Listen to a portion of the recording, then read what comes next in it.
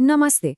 चलिए आज कुछ ऐसी कहानियों में चलते हैं, ऐसी डरावनी कहानियां जहां एग्जाम का प्रेशर, वो जो स्ट्रेस होता है ना, वो इतना ज्यादा हो जाता है कि कह सकते हैं कि वो दूसरी दुनिया का दरवाजा ही खोल देता है। एग्जाम देते वक्त सबसे ज्यादा डर किस चीज से लगता है? शायद फेल होने का डर होगा, है ना? या फिर वो घड़ी की टिक टिक, या फिर कोई ऐसा सवाल जो समझ ही ना आ रहा हो। लेकिन सोचिए, कुछ लोगों के लिए डर इससे कहीं ज्यादा असली होता है। हाँ, कुछ लोगों के लिए पेपर पे लिखे सवाल डरावने नहीं होते। डरावना तो वो होता है जो उनके साथ उसी कमरे में मौजूद है। तो आज हम हिंदी हॉरर चैनल खूनी मंडे की 3 ऐसी ही कहानियां देखेंगे जो बताती हैं कि एग्जाम का स्ट्रेस किसी बहुत बहुत बुरी शक्ति को अपनी तरफ खींच सकता है। तो चलिए शुरू करते हैं केस नंबर 1 से। कहानी है कानपुर के एक स्टूडेंट की। अब ये जो लड़का था सूरज, 12वीं क्लास में था और पढ़ने में बहुत ही होशियार। लेकिन उसकी जिंदगी में एक बहुत ही डरावना मोड़ तब आया जब उसका परिवार बोर्ड एग्जाम से ठीक पहले एक नए घर में शिफ्ट हुआ। अब हुआ ये कि नए घर में आते ही सूरज, जो इतना ब्रिलियंट स्टूडेंट था, एकदम चुप चुप रहने लगा। उसके मार्क्स गिरने लगे। जब उसके मामा, जो कि एक पंडित भी हैं, घर आए तो उन्हें सूरज के कमरे से एक अजीब सी, एक नेगेटिव एनर्जी महसूस हुई। और जब उन्होंने छानबीन की तो जो पता चला वो होश उड़ाने वाला था। सूरज का कमरा एक पुराने कुएं के ऊपर बना था, जहां न जाने कितने लोगों की मौत हुई थी। और फिर एक रात पढ़ते पढ़ते उन आत्माओं ने सूरज पर हमला कर दिया। बचाओ बचाओ! सोचिए, ये सूरज की चीखें थीं। जब वो पढ़ रहा था, अचानक फर्श से लंबे लंबे हाथों वाले अजीब से जीव निकले और उसे नीचे खींचने लगे। उसकी चीखें सुनकर जब उसके माँ बाप कमरे में दौड़े तो उन्होंने देखा कि सूरज जमीन पर पड़ा है, अकेला और बुरी तरह से कांप रहा था। तो ये थी सूरज की कहानी। अब चलते हैं हमारी दूसरे केस की तरफ। ये मामला एक पर्सनल हॉन्टिंग से थोड़ा अलग है। ये कहानी है नैनीताल के एक जाने-माने स्कूल, जेएसएम पब्लिक स्कूल में हुई एक बहुत बड़ी ट्रेजेडी की। तो सवाल ये है कि जब एक नई टीचर स्टाफ रूम में मरी हुई मिली, तो क्या ये एक मर्डर था या कुछ और? मामला कुछ ऐसा था। रंजना नाम की एक नई साइंस टीचर थी। वो एग्जाम के पेपर चेक करने के लिए स्कूल में देर तक रुकी थी और अगली सुबह वो वहीं मृत पाई गई। और सबसे अजीब बात, स्कूल का सीसीटीवी फुटेज ठीक रात 8 बजे के बाद से करप्ट हो गया था। मिस्टीरियस है ना? पुलिस की इन्वेस्टिगेशन एक जगह आकर रुक सी गई थी। इंस्पेक्टर अजय को कुछ समझ नहीं आ रहा था। तभी उन्होंने स्कूल में फैली एक अफवाह के बारे में सुना, एक भूत की अफवाह। तो उन्होंने फैसला किया कि वो रात में अकेले उस स्टाफ रूम की जांच करेंगे। और वहीं उनका सामना हुआ रंजना की डरी हुई आत्मा से। वो आत्मा उन्हें एक छिपी हुई दीवार तक ले गई और उस दीवार के पीछे जो मिला वो था काले जादू का सबूत। और जब इंस्पेक्टर अजय ने पीछे मुड़कर देखा तो वो औरत ठीक उनके पीछे थी, छत से उल्टी लटकी हुई। बस यही वो पल था जब इंस्पेक्टर अजय समझ गए कि ये कोई मामूली मर्डर केस नहीं है।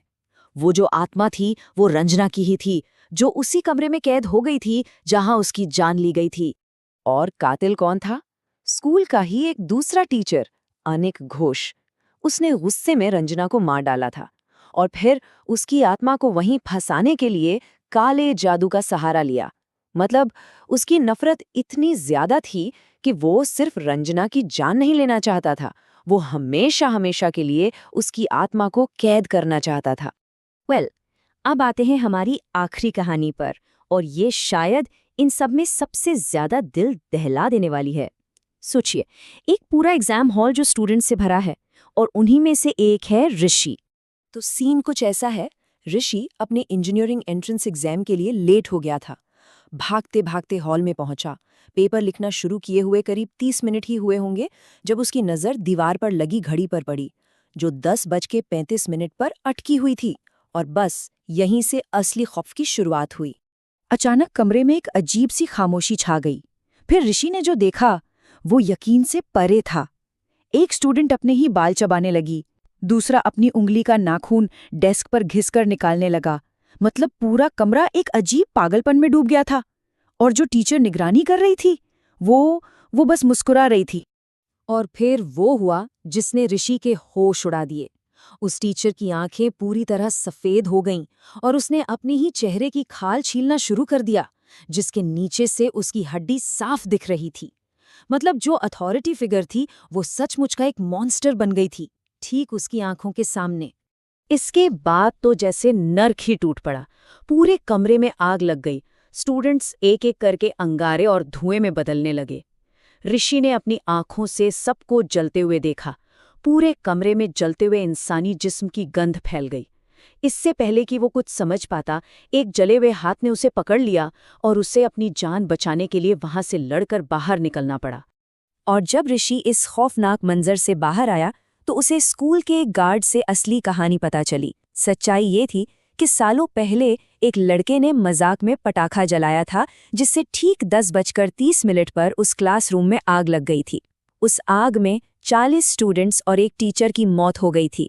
जिस कमरे में ऋषि घुसा था वो असल में एक सील की हुई कब्र थी, और उसने अभी अभी उन सब की मौत के उन आखिरी भयानक पलों को अपनी आंखों से देखा था। तो देखा आपने, ये सब सिर्फ कोई गुजर जाने वाले बुरे सपने नहीं थे। जो लोग इन हादसों से बच गए उनके लिए फिजिकल खतरा तो शायद टल गया, लेकिन जहन पर जो जख्म लगे वो हमेशा के लिए रह गए। अगर हम नतीजों पे नजर डालें तो सूरज 1 हफ्ते तक अस्पताल में रहा और अपने फाइनल बोर्ड एग्जाम नहीं दे पाया। रंजना का कातिल तो जेल चला गया, लेकिन कहते हैं कि उसकी आत्मा आज भी उस बंद स्टाफ रूम में भटकती है।